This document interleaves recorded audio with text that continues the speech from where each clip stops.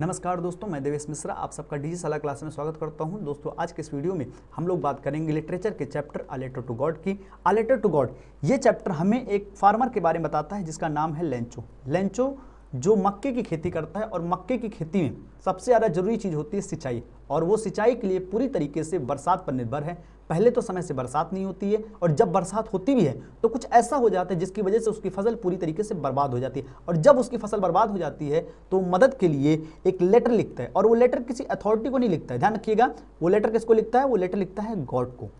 और लेटर लिखने के बाद उस लेटर को ले जाकर के पोस्ट ऑफिस में पोस्ट भी कर देता है। यानी आप chapter a letter to God को मेनली 3 पार्ट्स में आसानी से डिवाइड कर सकते हैं। पहला पार्ट है कि उसने लेटर को क्यों लिखा, वाई। दूसरा है अगर उसने लेटर लिखा तो लेटर में उसने क्या लिखा। और तीसरा पार्ट जो होगा वो ये होगा कि क्या पोस्ट ऑफिस से रिप्लाई आया, और अगर आया तो रिप्लाई में क्या लिख करके आया। इसके बारे में आपको इस चैप्टर में डिटेल में जानकारी दी जाएगी। तो चलिए दोस्तों हम लोग जो है चैप्टर की ओर आगे चलते हैं। तो दोस्तों देख लेते हैं सबसे पहले हमारे चैप्टर का नाम क्या है? A letter to God. The house the only one in the entire valley sat on the crest of a low hill. देखिए हाउस के पहले द लगा हुआ है। आपको पता है द एक आर्टिकल होता है, और द आर्टिकल का प्रयोग किसी वस्तु को या तो निश्चित करने के लिए, या जो वस्तु अपने आप में यूनिक होती, इकलौती हो, तो उसके पहले लगाया जाता है। यानी ये जो घर है ये घर निश्चित हो चुका है, यानी ये घर लेंचो का ही है।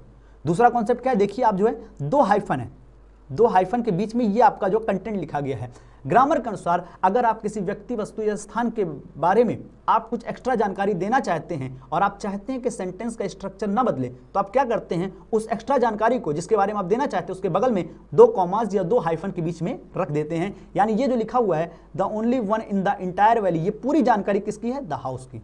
देखते हैं the house the only one in the entire. Entire मतलब समझिए, इंटायर मतलब होता है पूरी, ठीक है, यानी कंप्लीट। और वैली मतलब होता है घाटी। तो क्या कह रहा है? द हाउस यानी वो जो घर था, the only one in the entire valley, या पूरी घाटी में इकलौता था, ओनली वन इकलौता था।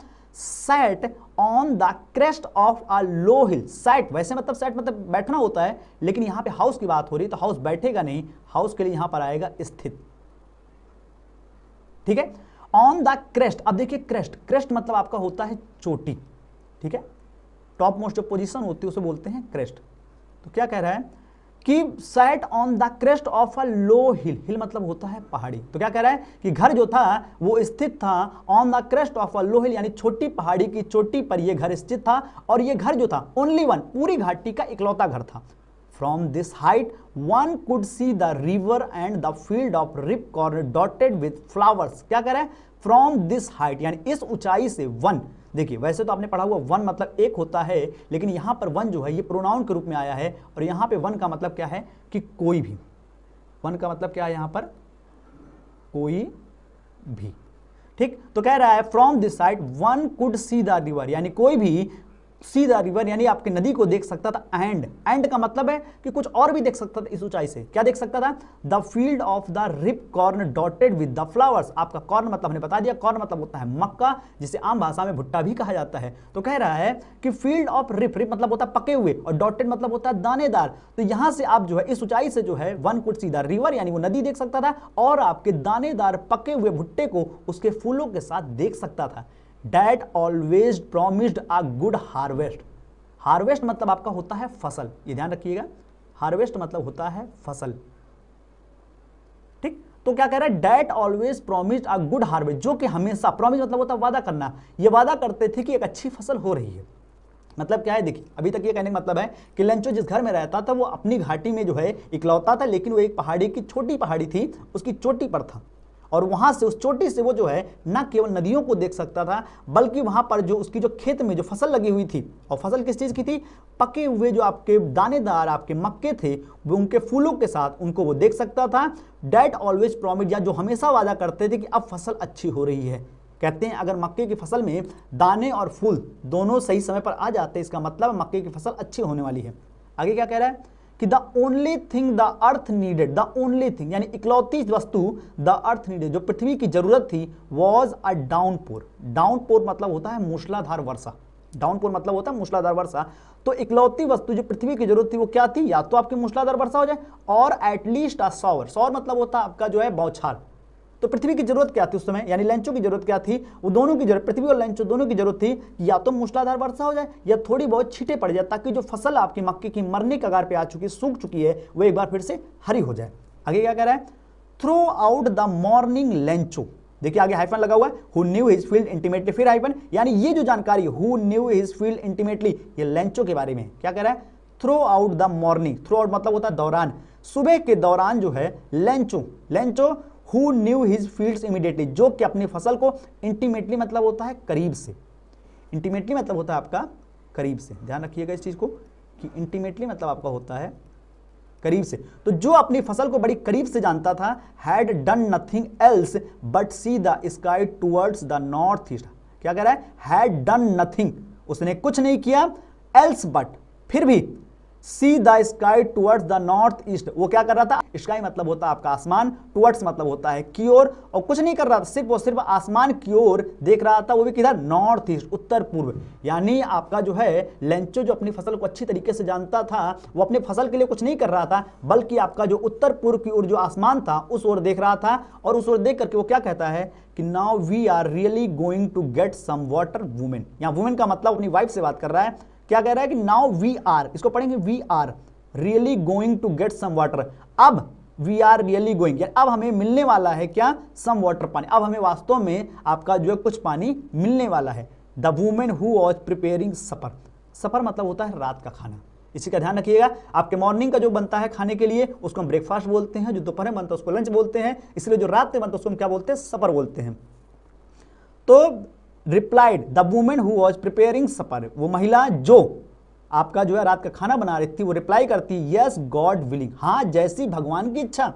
The older boys were working in the field while the smaller ones were playing near the house, क्या कर रहा है, जो आपके बड़े बच्चे थे वो वर्किंग इन द फील्ड, वो खेतों में काम कर रहे थे, but while the smaller once, जबकि छोटे वाले जो थे वर प्लेइंग नियर द हाउस, वो सब घर के पास ये देखिए खेल रहे थे। Until the woman called to them all, call मतलब होता है बुलाना, until मतलब होता है जब तक नहीं, ध्यान रखिएगा इस चीज को, इसको हम लिख देते हैं आपके लिए, until मतलब होता है, ये निगेटिव वर्ड माना जाता है और वो भी टाइम के परिप्रेक्ष्य में, ठीक है, तो until मतलब होता है जब तक नहीं, जब तक नहीं, इस चीज का आप ध्यान रखिएगा।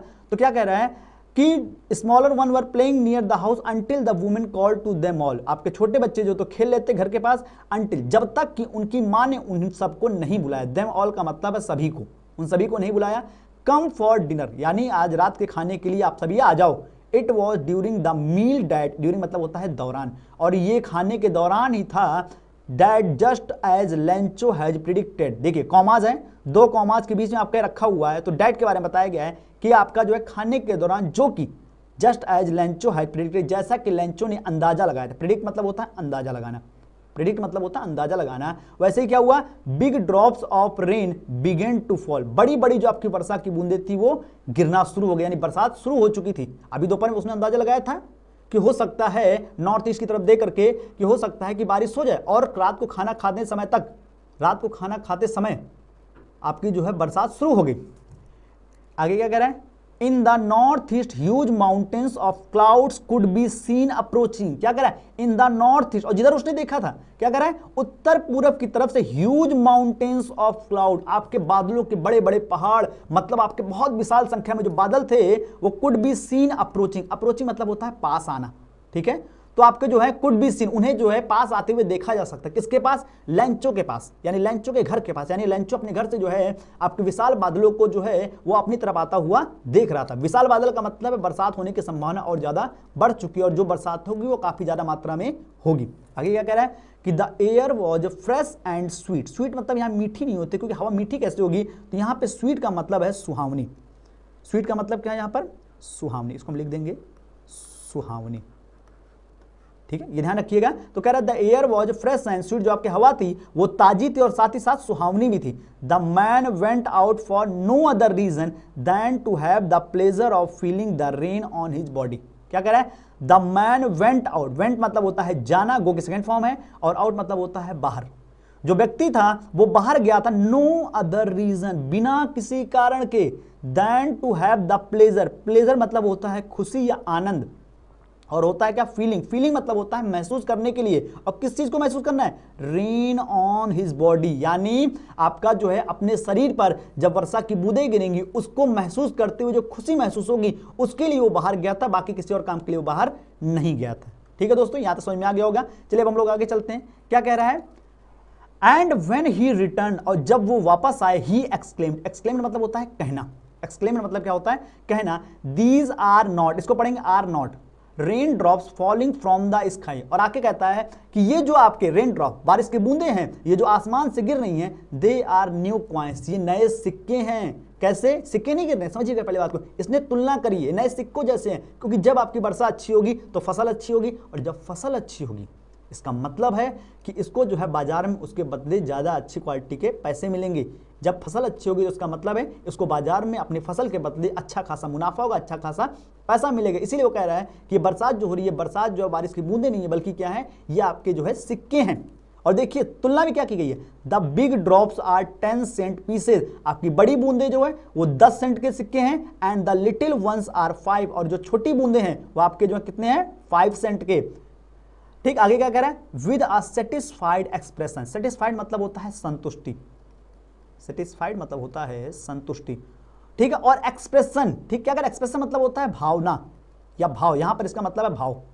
तो एक संतुष्टि भरे भाव के साथ ही regarded the field of ripe corn with its flowers, क्या कर रहा है, उसने ये अंदाजा लगाया कि the field of ripe corn, की पके हुए जो आपके जो हैं मक्का है, विद इट्स फ्लावर, अपने फूलों के साथ, ड्रैप्ड, ड्रैप मतलब होता है डूबा होना, यहां पे हम लिख दे रहे हैं ड्रैप्ड के बारे में, ड्रैप्ड मतलब होता है डूबा होना, draped in a curtain of rain, curtain मतलब चादर। उसने ये अंदाजा लगाया है कि उसकी जो आपके जो पके हुए मक्के की फसल है अपने फूलों के साथ जो है वो ड्रैप्ड यानी डूबी हो, कि आपकी जो पानी है, लिखा हुआ ना कर्टेन ऑफ रेन, पानी की चादर के बीच में, यानी क्या हुआ होगा कि आपकी पानी अच्छा खासा हो चुका होगा, और आपकी जो मक्के की फसल की जो सिंचाई है वो काफी समय तक के लिए आपकी जो, और इसका मतलब क्या हो गया, इसका मतलब ये हो गया कि आपकी जो पानी है वो इतना तो कम से कम हो चुका है कि आपकी एक चादर रूप में आ चुका है, और वो चादर जो है वो मक्के की फसल की सिंचाई के रूप में काफी फायदेमंद साबित होगी।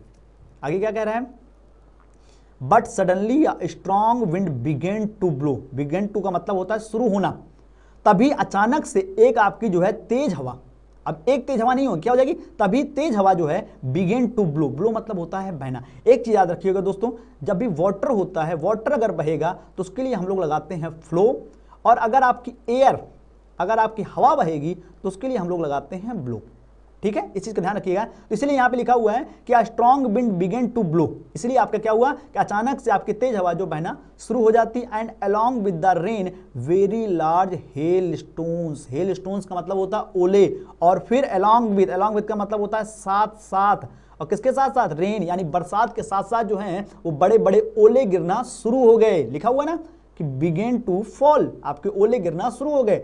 These truly did resemble new silver coin, resemble मतलब होता है लुक अलाइक यानी समान दिखना।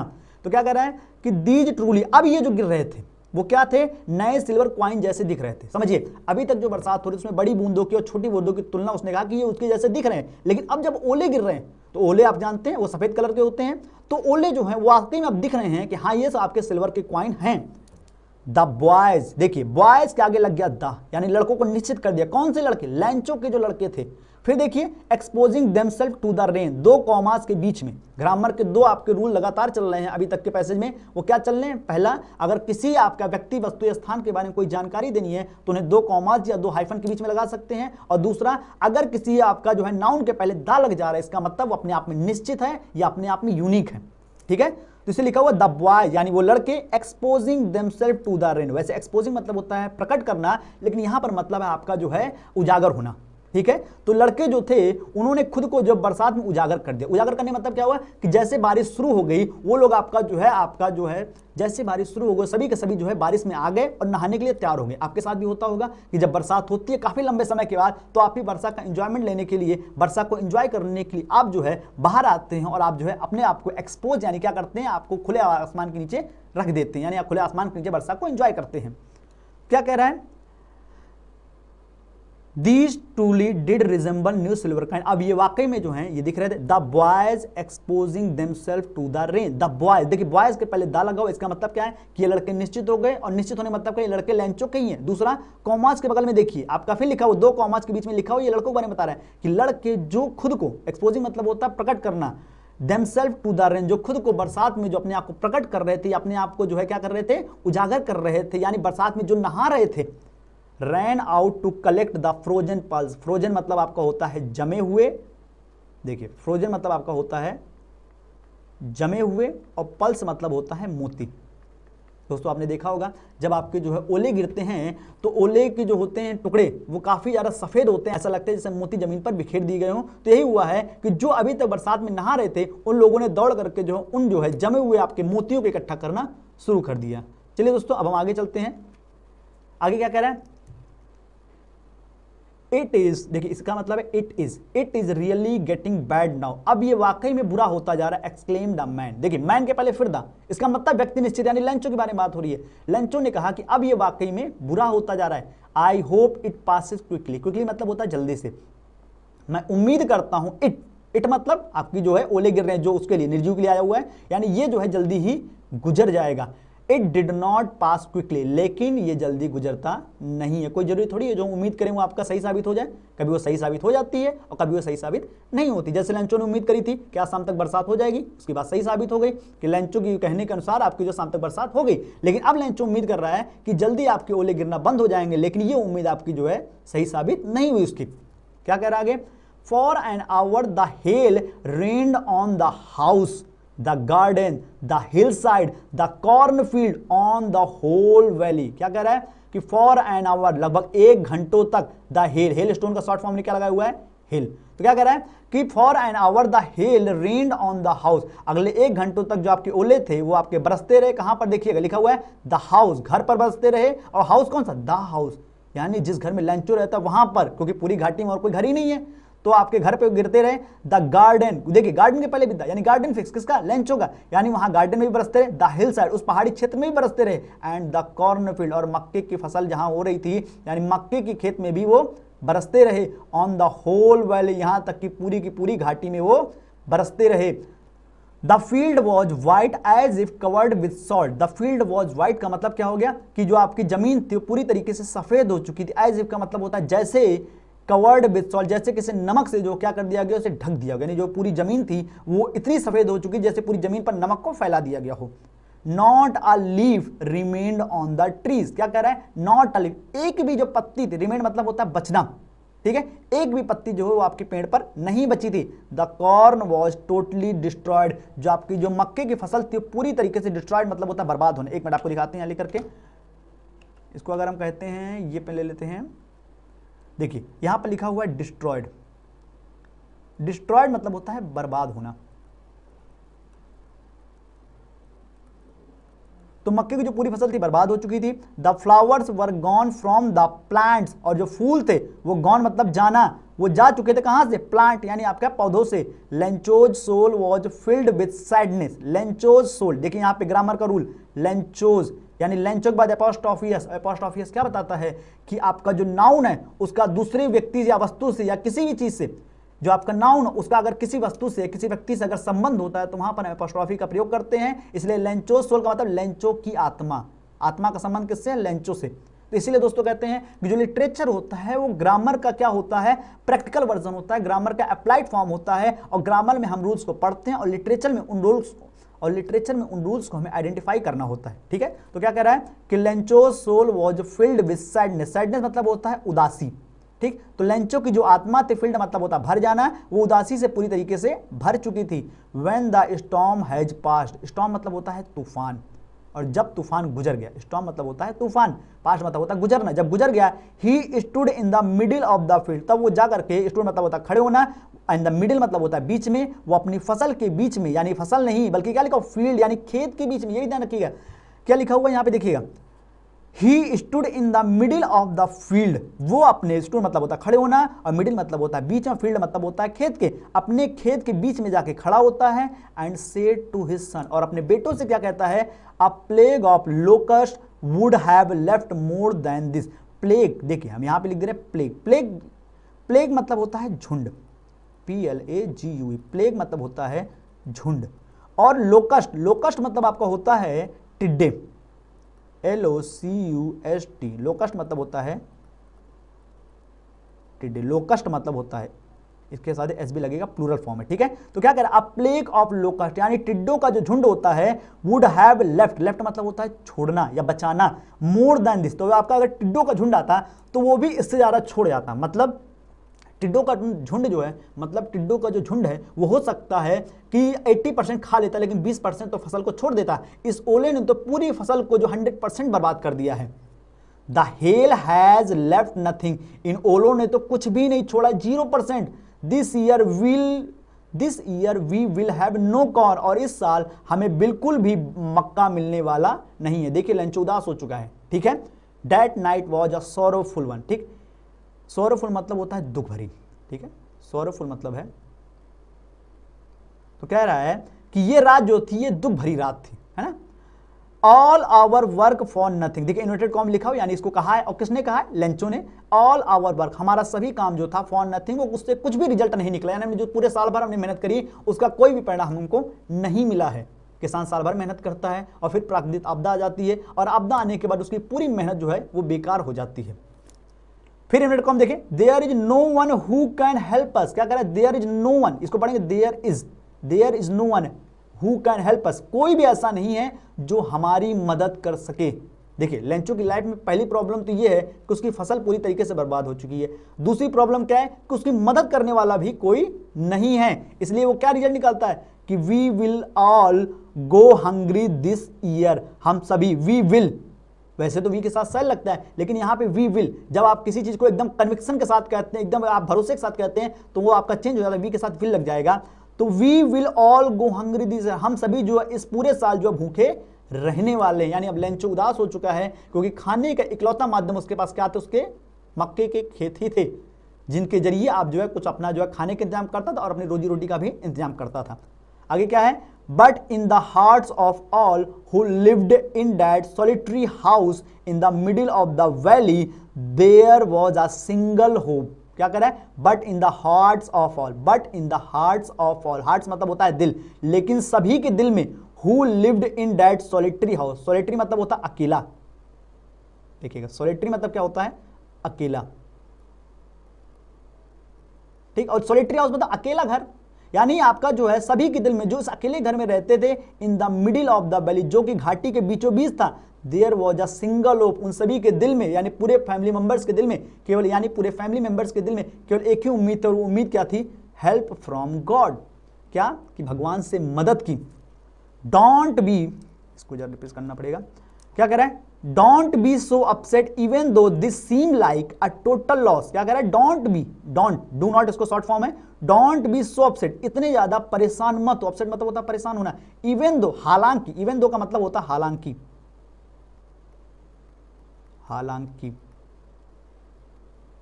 ठीक, हालांकि दिस सीम्स मतलब होता है लगना, ऐसा लग रहा है कि लाइक अ टोटल, जैसे पूरा नुकसान हो चुका है। रिमेंबर, याद रखना, no one dies of hunger, कोई भी व्यक्ति भूख से नहीं मरता है। That's what they say, no one dies of hunger, और यही बात वे सभी लोग कहते हैं कि कोई भी व्यक्ति भूख से नहीं मरता है, लेकिन दिल में एक उम्मीद बनी हुई है।